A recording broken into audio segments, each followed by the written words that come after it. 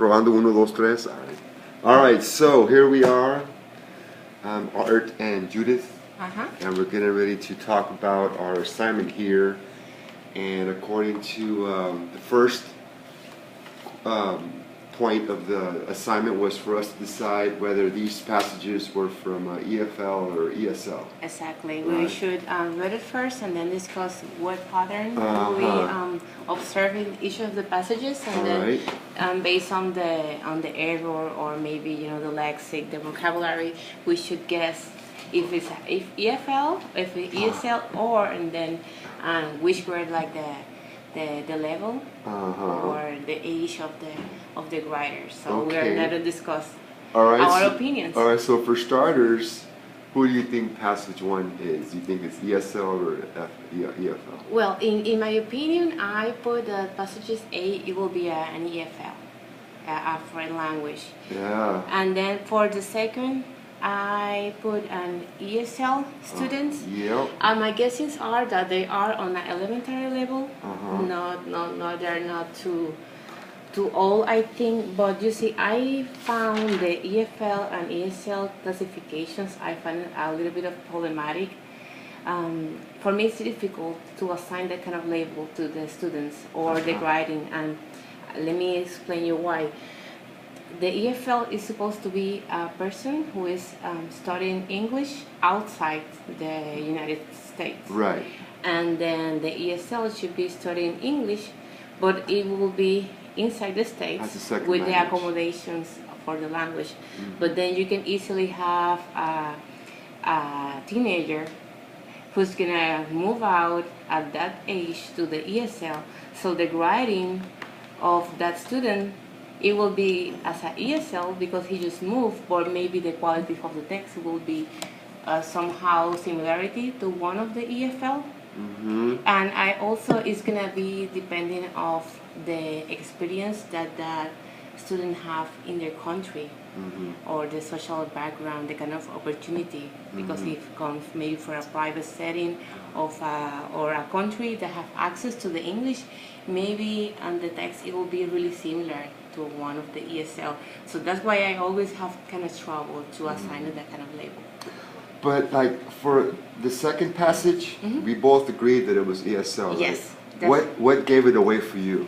Well, than the writing. It was more natural. I saw a lot of approximations. Even I found it like more grammatical errors or mistake. I don't see it a mistake. I found it like maybe it was a younger writer who was making the approximations. Maybe it shows like he have the phonological awareness, and maybe he was doing the connection between maybe the Spanish. I found that it could be a ESL or maybe a bilingual, like an emergent bilingual, because he was doing the connection between the Spanish and English. Yeah. And you can even, like the countries, he have the phonological awareness because he put 2 E's. And that's how it sounds, countries, even though you write it in a different way. So that's why I figured out that maybe it could be like a ESL, but a younger one, because you can see that knowledge in there.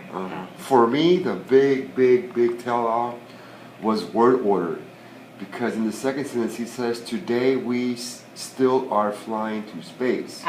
So in Spanish you would say, "Hoy todavía estamos." Right? Exactly. It's the structure of the Spanish. He is translating and using it to the English. So it should be, "Today we are still flying," not "still are flying." Exactly. So right there it's like, ESL, man.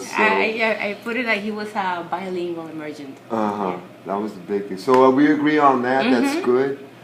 And about the ages, because I was reading the Facebook comments. I always like to see what other opinions are, especially because I consider myself too.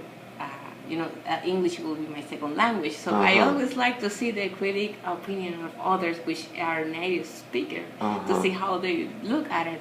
And I saw that most of the other students, they classify the passages like they were like higher, like in the intermediate, like older. And when I read the passage, I saw I picture myself a younger student. So I wanted to know what is your opinion about that. About these writers here? Yeah, how old do you think they can be? I would have to say they're probably around high school. High school? Yeah, yes. I think so. Or upper middle school. Yeah. I don't think they're elementary. No, You think they're elementary? Yeah. Really? Yeah.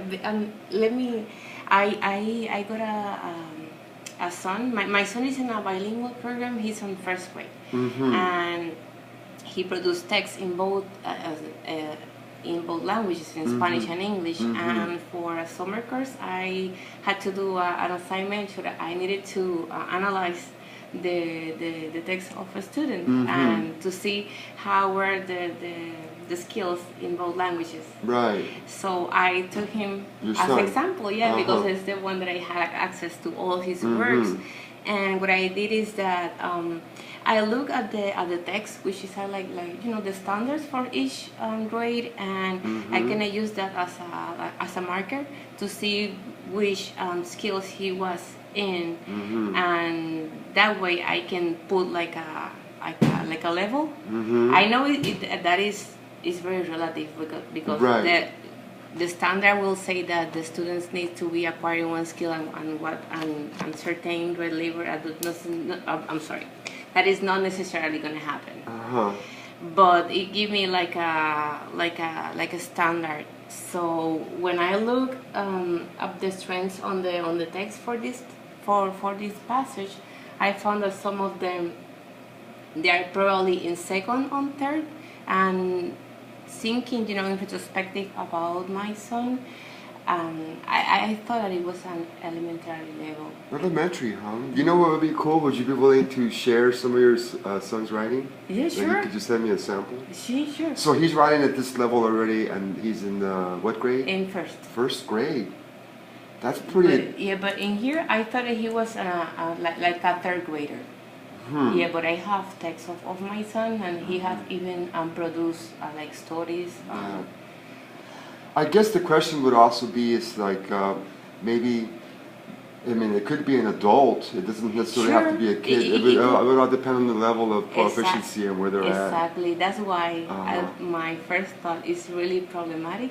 To we are making approximation and trying to picture ourselves who is the writer, but it can be a person, even an adult. If it doesn't have the proficiency. Yeah, because they're not quite writing at an academic level. Not quite. No. Yeah, it's still basic communication skills. But okay, so that was our discussion on these, on figuring out and deciding who these passages were written from, and we're going to continue with our assignment now. Have a nice day.